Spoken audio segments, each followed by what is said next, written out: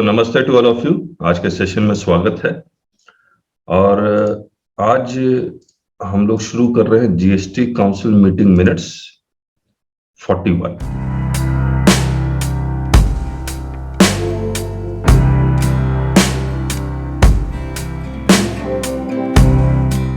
One 33 page का है और ये हुआ था 27 अगस्त 2020 में।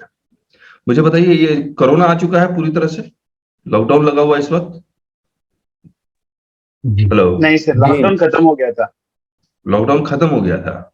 अच्छा, अगस्त में। ओके। तो ये पूरे इसमें 33 पेज में सिर्फ एक ही एजेंडा है कि स्टेट्स और यूनियन टेरिटरीज को कंपनसेशन कैसे मिलेगा।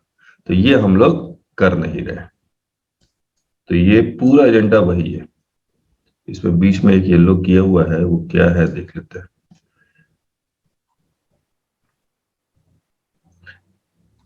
Presented the verbatim opinion of learned AG, irrespective of what the situation goes, whether such resources are adequate or not.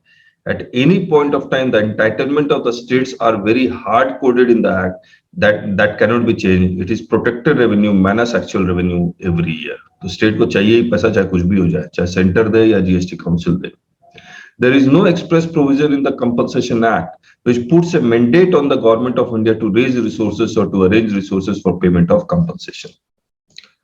और Compensation Act में ऐसा कुछ भी नहीं लिखा हुआ कि center is bound to give the compensation. GST Council has the power to raise resources. It is very clearly mentioned in the Act, and that GST Council has to find other sources to meet the requirement. Council will be within its rights to discuss the borrowing issue to meet the compensation gap. Nevertheless, the borrowings will be determined by constitutional provisions which are different from GST provision, which is governed by Article 293 of the Constitution. Article 293 कहता है state government shall not have the power to borrow, लेकिन centre अगर allow करता है तो हो सकता है। फिर बाकी ये सब कुछ लिखा हुआ है, तो इसको अब हम लोग 42 में और डिस्कशन नहीं कर रहे, क्योंकि पूरा का पूरा ये देख रहे हैं, ये सारा कंपनसेशन के बारे में ही डिस्कस किया जा रहा है।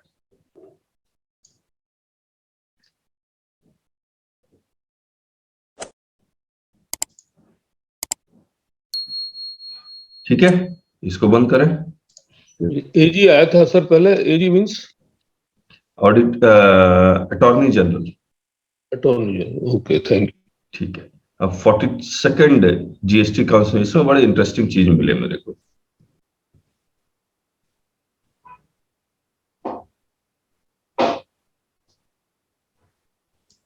अच्छा, एक बात बताइए, सीएजी ऑडिट करता है डिपार्टमेंट्स की? Yes sir. Yes sir. अब देखिए, सीएजी जो ऑडिट करेगा तो इसको डेटा चाहिए या नहीं चाहिए? 100% चाहिए। और आप देखिए, इससे पहले के मीटिंग के मिनट्स में हमने डिस्कस किया कि स्टेट्स सीएजी को कोई डेटा ही देना नहीं चाह रहा। तो इन्होंने कहा कि ये सीएजी स्टेट से क्यों डेटा मांग रहा है। तो क्या करता है, सीएजी को अगर डेटा चाहिए तो जीएसटीएन में मिलेगा, gst.go.in में, जीएसटी पोर्टल में मिलेगा। तो पहले वो स्टेट्स को बोलता है, स्टेट इसको परमिशन देता है, फिर इसको डेटा मिलता है। तो अब ये सजेस्ट कर रहा है कि भैया ये डायरेक्ट ले लो, स्टेट का डीम परमिशन है।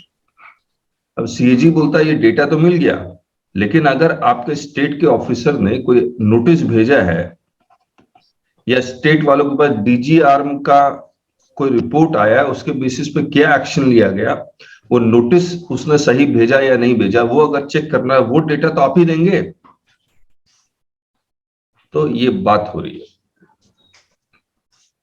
The Honorable Deputy CM of Delhi on the decision of GIC with respect to sharing of information with the Controller and Auditor General of India commented that this information should be sought directly from GST instead of CAG approaching each state separately.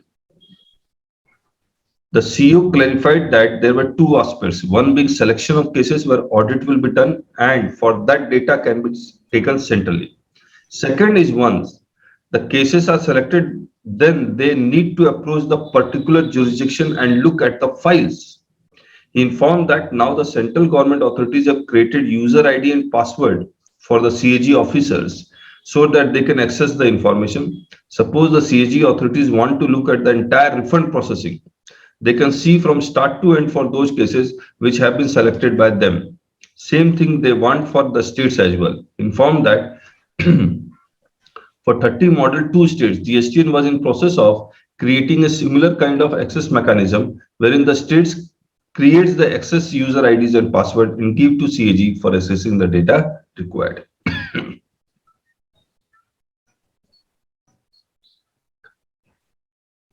अब आगे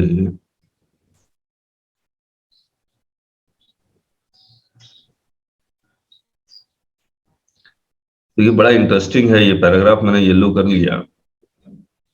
government को chartered accountants के ऊपर विश्वास है या नहीं है?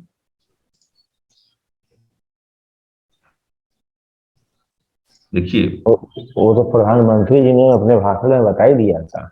और 2020 में देखिए वेस्ट बंगाल और Gujarat, there were two sides of the story. One is those who create the shell companies and run away, and the other is honest taxpayers who are made to go through such a rigor. The bigger ones finds ways and means through chartered accountant, and smaller ones are unable to do so.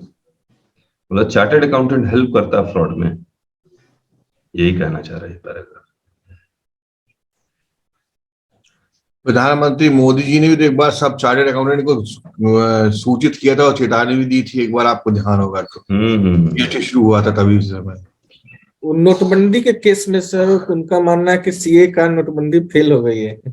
हाँ, उसी संबंध में कुछ हुआ था, मतलब पूरा ध्यान 1 जुलाई को सीए का मीटिंग था दिल्ली में। हाँ, वो तो चलिए आगे करते हैं। Finally, the day everybody starts generating e-invoices, the whole concept of GSTR1 will no more be relevant. And the invoice matching, अच्छा e-invoice का मैं आपको एडवांटेज बताता हूँ, बहुतों को कितना पता नहीं पता। देखिए, अगर आप e-invoice जनरेट करते हैं, अच्छा पहले नॉर्मल इनवॉइस समझते हैं क्या हो रहा है। जब आप पेपर इनवॉइस देते हैं तो क्या होता है, सप्लायर ने पेपर इनवॉइस इशू किया, रिसिपिएंट को दिया। अब रिसिपिएंट क्या करता है, उस पेपर इनवॉइस के बेसिस पे अपने यहाँ अकाउंटिंग एंट्री करता है। बिल्कुल सही। अब जैसे ही अब ई इनवॉइस में देखिए, जैसे ही सप्लायर ने ई इनवॉइस जनरेट किया तो ऑब्वियसली जीएसटी में जो फायदा होगा वो होगा, GSTR1 अपने आप बन जाएगा। ई वे बिल में वो ई इनवॉइस ले जाने की जरूरत नहीं होगी। लेकिन जो और इनडायरेक्ट फायदे हैं वो देखिए, ये जो ई इनवॉइस इसके पास जाएगा रिसिपिएंट के पास, तो उसके पास एक ऐप होगा, वो ऐप से वो ई इनवॉइस का जो वो QR कोड स्कैन करेगा, उसमें जितनी भी एंट्री है इसके अकाउंट्स में, टैली में या कोई और, ऑटो एंट्री होगी, किसी को मैन्युअली एंट्री करने की जरूरत नहीं पड़ेगी। तो ये होने वाला है आज, तो ये जो ऐप बन जाएगा तो ये भी पॉसिबल है। तो कई कमियां दिखती भी हुई, तो वही कह रहे हैं, finally the day everybody starts generating e invoices, the whole concept of one will no more be relevant and the invoice matching to that extent would be perfect. The return can be pre populated because all the invoices are electronic. तो Europe में जब ई invoice applicable हुआ तो ये सारा app develop हो गया। अब हर एक स्टेज पे इनवॉइस जनरेट करना, पेपर इनवॉइस जनरेट करना जरूरी नहीं है। आज के डेट में क्या हो रहा है, ई इनवॉइस इंडिया में जनरेट भी होता है, उसका प्रिंट आउट भी निकलता है ना। उसके बाद अब जब ऐप डेवलप हो जाएगा तो प्रिंट आउट निकालने की जरूरत ही नहीं पड़ेगी, ऐप से स्कैन हो जाएगा।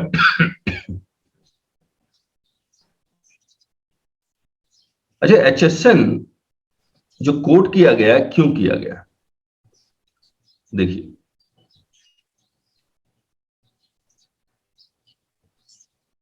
quoting the example of stainless steel, stated that people don't declare the correct heading as they declare only 2 digit or 4 digit, and the distinction cannot be made between costly grades and cheap grades, leading to evasion of tax.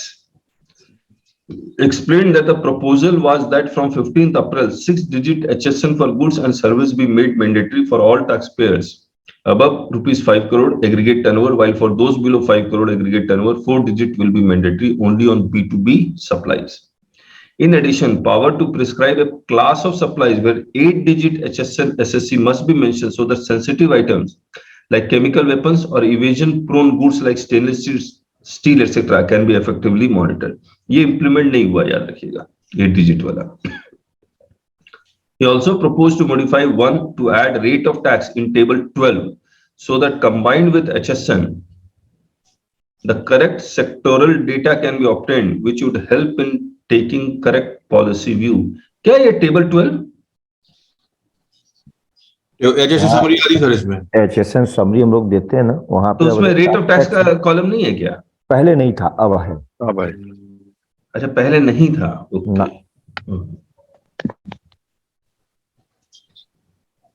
अब राजेश जी एक बात बताइए, और आप लोग सब बताइए, 73 issue करने का टाइम लिमिट है? जी हाँ है। 2 years 9 months। 74 इशू करने का टाइम लिमिट है 4 years 6 months। ऑर्डर करने का 3 साल और 5 साल। ठीक बात है। 122 में पेनल्टी लगाने का कोई टाइम लिमिट? नहीं, कोई टाइम लिमिट। 132 में प्रोसिक्यूशन करने का कोई टाइम लिमिट? कोई प्रॉब्लम नहीं। आपको याद होगा कि हम लोग जब इसकी क्लासेस ले रहे थे तो हमने कहा था कि भैया इसका भी टाइम लिमिट है।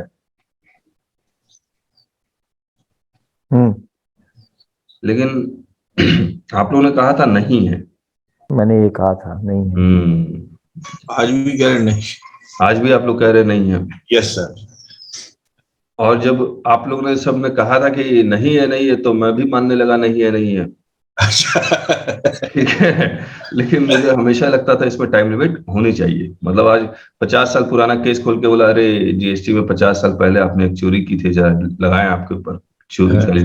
हाँ, प्रोसिक्यूशन लॉन्च करना चाह रहे हैं। इज इट पॉसिबल अगर कोई टाइम लिमिट नहीं है तो? आपको डेटा ही अगर 6 साल 7 साल तक रखना है, वो तो हम लोग ले सकते हैं, अलग प्ली है वो एक अलग मैटर है, वो अलग प्ली है। लेकिन जैसे वो एक कहावत है ना कि crime never die. Crime never dies. Agreed, crime never dies. अच्छा, एक बात और बताइए मेरे को, 169 में अरेस्ट कर लिया गया क्योंकि there was an offence under section 132 और आपको बेल भी मिल गया। अब प्रोसिक्यूशन लॉन्च होगा ना, चार्जशीट फाइल होगी या नहीं होगी? बिल्कुल होगी। कितने साल में?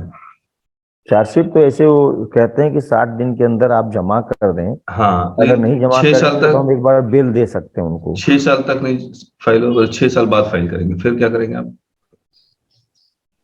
यहाँ पर तो कोर्ट का डिसीजन है ना, वो क्या करती है। अब मैं आपको एक पैराग्राफ इसमें दिखलाता हूँ, आपको जान का आश्चर्य होगा। लिमिटेशन है, इसके अंदर ही फिलअप करना पड़ता है। नहीं, वो सब एडवाइजरी है ना, आप समझिए। वो जो इंस्ट्रक्शन गाइडलाइंस आया वो सब एडवाइजरी है। लेकिन अब आप एक पैराग्राफ पढ़ते हैं, इसके बाद इस पैराग्राफ को पढ़ने के बाद हमने बहुत रिसर्च भी किया और आपके साथ हमने एक गूगल ड्राइव का लिंक शेयर किया हुआ है। उसमें हमने वो रिसर्च मटेरियल हमने अपलोड किया हुआ, आप पढ़िएगा। अब देखिए, moving to next agenda item pertaining to inclusion of GST laws in economic offences in applicability of limitation act 1974. The PCGST-PW stated that this was very important as in CRPC there was a time limit for prosecution.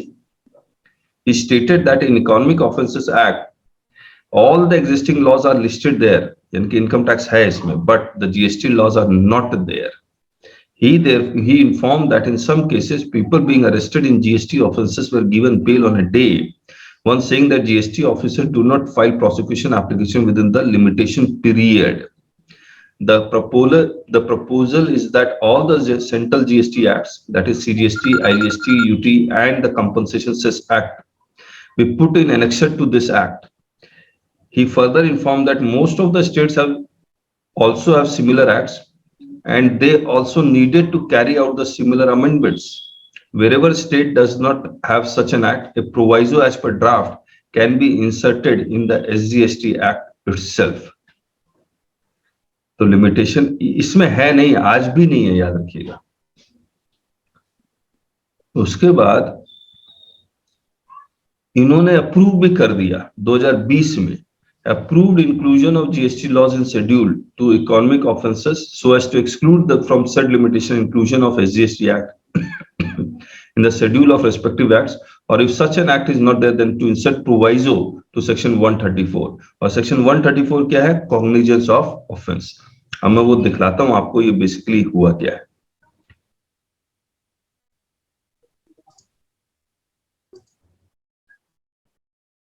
तो Google drive में जो हमने एक link बनाया हुआ है वो ये है, ये जो आपको नजर आ रहा है। इसमें बहुत सारे हमें आर्टिकल्स जो मुझे अच्छे लगते हैं वो मैं यहाँ पर अपलोड करता हूँ। इसको मैं पब्लिकली नहीं भेज सकता, इसीलिए यहाँ पर अपलोड कर दिया। अब जैसे ये चेंबर्स जर्नल के 2 आर्टिकल हैं ये रहे, और इनके आर्टिकल वाकई में रिसर्च होते हैं, उन्होंने मेहनत की हुई होती है। और इसमें पेनल्टीज एंड प्रोसिक्यूशन पार्ट 2, इसमें बहुत सारा कुछ मिला। देखिए, prosecution for wilful attempt to evade tax, ये सब नामे गिरामी वकील से जिन्होंने ये आर्टिकल लिखा है और रिसर्च करके लिखा है।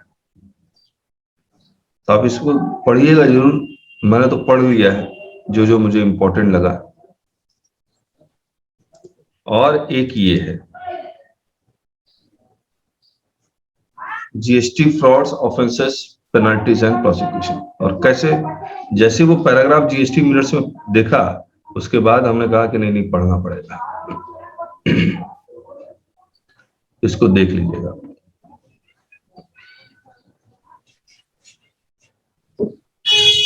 उसमें आपने क्या निकाला? इसमें बाकी लिंक्स भी बहुत है सर, मतलब बहुत ही इंपॉर्टेंट मटेरियल है इसमें।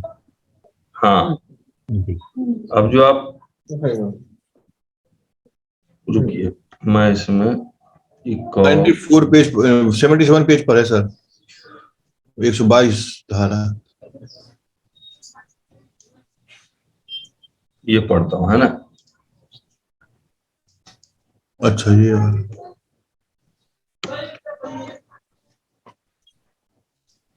The Income Tax Act 1961 does not prescribe any period of limitation for initiation of prosecution proceedings. Chapter 36 of the Code of Criminal Procedure 1973 lays down the period of limitation beyond which no court can take cognizance of an offense which is punishable with fine or with imprisonment not exceeding 3 years. यानी कि prosecution 3 साल बाद launch नहीं हो सकता। But the Economic Offences Inapplicability of Limitation Act 1974 provides that nothing in the aforesaid Chapter 36 of the Code shall apply to any offence punishable under any of the enactments specified in the schedule. और इस schedule में GST law नहीं है।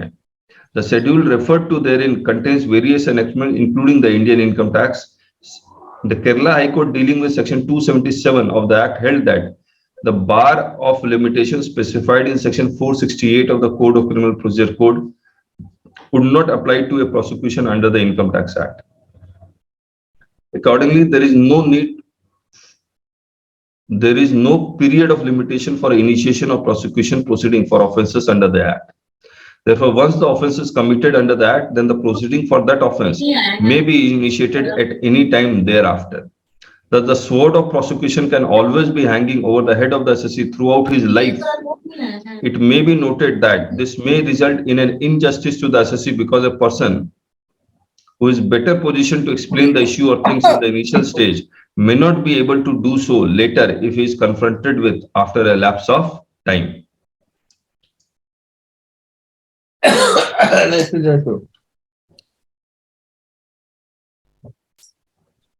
रुक जाइए।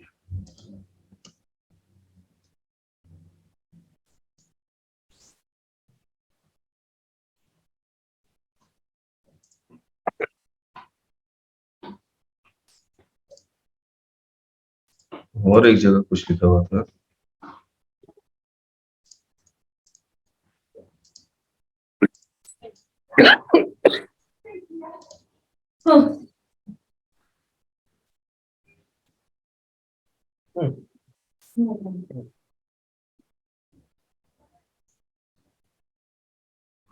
चलिए ठीक है, और नहीं मिल रहा, आप पढ़ लीजिएगा।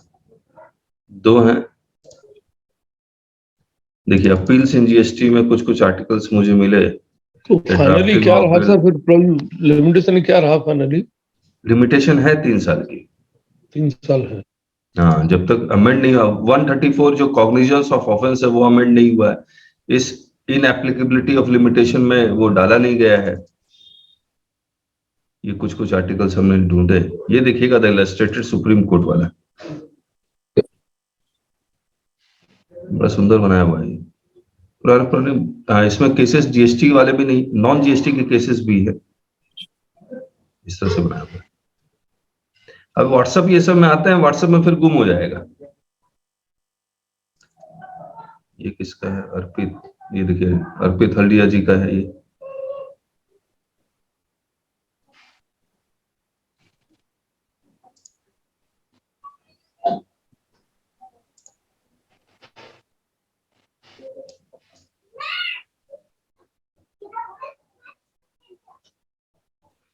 तो आपका जो वर्ड फाइल किए थे ना उस दिन शेयर, बहुत सारे मैक्सिम और ये इधर एक गूगल लिंक में ऐड करने से अच्छा होता। मैंने क्या शेयर किया था? मैंने शेयर किया था अच्छा, व्हाट्सएप में चैट बॉक्स में शेयर किए थे। मैक्सिम। हाँ, लीगल नहीं। टर्म और हाँ, मैंने शेयर नहीं किया था। अगर मैंने शेयर किया होता तो इसमें डाल देता मैं। दे दीजिए, मैं इस पे अपलोड कर दूंगा। चलिए,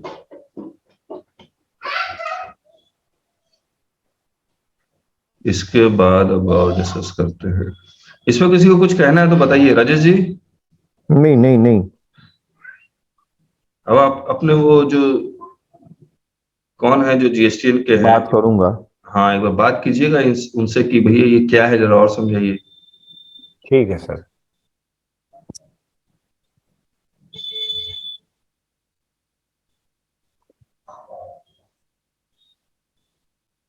उस आर्टिकल को उनके साथ भेज दूंगा अटैच करके।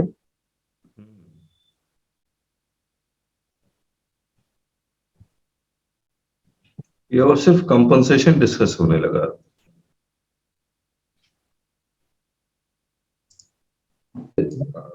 नमस्कार सर। नमस्ते अमितेव, कैसे हैं आप? नमस्कार सर। नमस्कार, ठीक है सर। आप 2 दिन पहले भी आए थे, आपकी आवाज ही नहीं आ रही थी। हाँ सर सुन रहा था।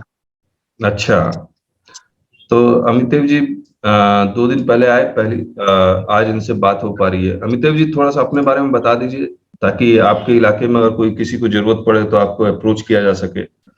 मैं वेस्ट बंगाल में रहता हूँ, अलीपुरद्वार डिस्ट्रिक्ट टाउन में। हाँ हाँ। वहाँ मैं प्रैक्टिस करता हूँ एज ए लॉयर। टैक्स का ही प्रैक्टिस करता हूँ। ओके। और आप हमारे तक कैसे पहुंचे, हम तक कैसे पहुंचे, कैसे ढूंढा? सर आपका यूट्यूब में हम देखते थे पहले। अच्छा, ओके। जब जीएसटी के लेके परेशान थे हाँ हाँ तब यूट्यूब सर्च करते करते आपका मिल गया। हाँ। तो उसी टाइम से आपके साथ परिचय हो गया। ओके, तो मतलब परेशानी कम हुई? थोड़ा बहुत तो सर कम हुआ है अभी। अच्छा। अभी और भी कोशिश कर रहा है जानने के लिए। तो अभी अचानक मिल गया कि आपका बुक AIFTP का जो हम मेंबर है, हाँ उसमें से हाँ आपको रेफरेंस मिल गया ये बुक का। हाँ हाँ हाँ हाँ, तो यस यस। बुक परचेस करने के बाद आपके साथ डायरेक्ट कांटेक्ट मिल गया है। ओके, तो बुक आपने पढ़ी, फिर कुछ देखा आपने, हाँ रेफरेंस सर, लिया उसका? देख रहा है सर। कोई कहीं प्रॉब्लम आई तो आपने बुक खोला उस वक्त? हाँ, अभी तक तो ठीक ही लग रहा है। ठीक लग नहीं रहा है नहीं, मतलब। बोलिए बोलिए। हाँ, ठीक लग रहा है मतलब जो जानकारी हमको चाहिए था, जो नहीं था हमको, उसमें हाँ से मिल हाँ, रहा है। मिल रहा है। ओके हाँ ओके, जी। ठीक है। आपका वो ई वे बिल वाला प्रॉब्लम सॉल्व हुआ? ई वे बिल वाला प्रॉब्लम सर, हमारा एक जीएसटी ऑफिसर है, उनके साथ मैंने कांटेक्ट किया था आपसे बात करने के बाद। हम्म।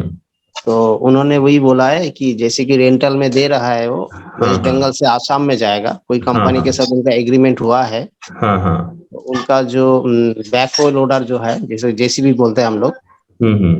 वो जेसीबी जाएगा सर, वेस्ट बंगाल से जाएगा वो असम में। हम्म तो वहीं पर वो रेंट में चलेगा। हम्म जैसे कि उसी दिन आपने एक एग्जांपल भी दिया था, वो भी मेरे को हेल्पफुल हुआ है। हम्म। यूपी, गोवा और यूपी का जो दिया है, अच्छा। तो ट्रक जो आपका गोवा से जाएगा हम्म यूपी में रेंट में रहेगा। हम्म। तो उसी से मैंने हेल्प ले लिया है, उसी हिसाब से मैंने क्लाइंट को गाइड भी कर दिया है। ओके, ई वे बिल कैसे जनरेट होगा? मेरा भी सेम प्रॉब्लम ही था। मेरा ओके, बंगाल से जाएगा जेसीबी, आपका रेंट में रहेगा असम में, कितने महीने के लिए? करीब 1-1.5 साल रहेगा उधर। Oh, same same. Same to same sir. Okay okay, same था। G85HJ।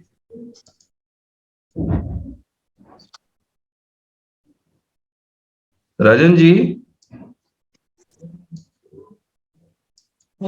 हाँ सर, ये सर। क्या डिसाइड हुआ फिर आपका? वहां पे लेना है सर रजिस्ट्रेशन, यूपी में। यूपी में लेना है? क्यों, कैसे, हाँ। ये कहाँ, क्यों पहुंचे इस डिसीजन पे? नहीं, अभी वो क्या बोल रहे हैं कि अगर कल समझे कंपनी ने बोल दिया कि इधर लोकल बिलिंग करो आप CGST SGST में, हाँ, तो उनका जो ट्रक अभी वो नया ले रहे हैं, 3-4 ट्रक ले रहे हैं, तो उसका क्रेडिट अबाउट 60 lakhs हो जाएगा। तो गोवा के नंबर पे रह जाएगा वो। हाँ हाँ, यूटिलाइज करने को नहीं मिलेगा बाद में, अगर कंपनी ने बोला मुझे इधर का नंबर ले लो और फिर यहाँ से ही बिलिंग कर दो लोकल CGST SGST में, तो फिर प्रॉब्लम हो जाएगा सर वो ट्रांसफर करने के लिए GST। यस, ट्रक फिर वहीं यूपी में खरीदेंगे आप लोग? ऑलरेडी खरीद लिया है, वो ऑलरेडी हो गया है उनका। यूपी में गोवा में किया है उनको वो और उनका क्या है, वो ऑल ओवर इंडिया में डीलर्स रहते हैं ना, गोवा में सब देख लिया है, और उनका डिलीवरी फिर यूपी में जो भी डीलर रहेगा वहां पे टाटा मोटर्स का, वो दे देगा, और रजिस्ट्रेशन भी वहां का ही होगा, RTO का। ओके, राजेश जी से आपने बात की थी?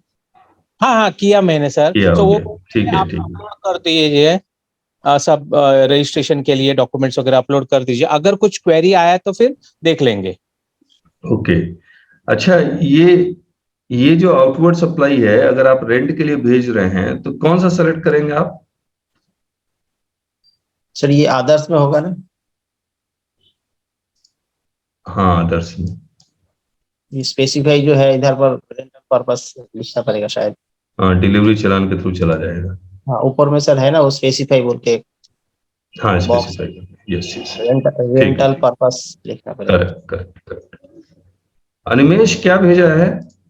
सर कल एक डिस्कस नहीं हो रही थी रियल एस्टेट में रिफंड की, तो पिछले GST काउंसिल मीटिंग में भी ना एक सर्कुलर आया है सर दिसंबर में। अगर कोई अनरजिस्टर्ड डीलर है वो फ्लैट बुकिंग कैंसिल कर देगा, इशू पास नहीं कर पाएगी बिल्डर विद इन 6 सितंबर वाला ड्यू डेट, तो वो रिफंड के लिए जा सकता है, वो टेम्पोररी रजिस्ट्रेशन लेकर GST में। अच्छा। हाँ, अनरजिस्टर्ड डीलर GST का रिफंड क्लेम कर सकता है सर, एक नया आया हुआ है सर। हाँ, ये तो था ही। यस। हाँ, फ्लैट ओनर के लिए, यस। ये अभी आया है सर, रिसेंटली है, दिसंबर में। अच्छा, मैं कुछ चीजें बता देता हूँ। चैट GPT कितने लोग यूज कर रहे हैं? मैं यूज करता हूँ सर। मैं भी करते हैं? सर मैंने डाउनलोड किया था बट अभी यूज नहीं किया। नहीं, डाउनलोड नहीं होता है, ये तो खाली वेब ब्राउजर। हाँ, वही मतलब लॉगिन करना रहता है ना उससे। क्या है सर ये? देखिए, मैं दिखलाता हूँ। API है, AI है सर, AI है, आर्टिफिशियल इंटेलिजेंस। मैं कुछ दिखला रहा हूँ, देखिए।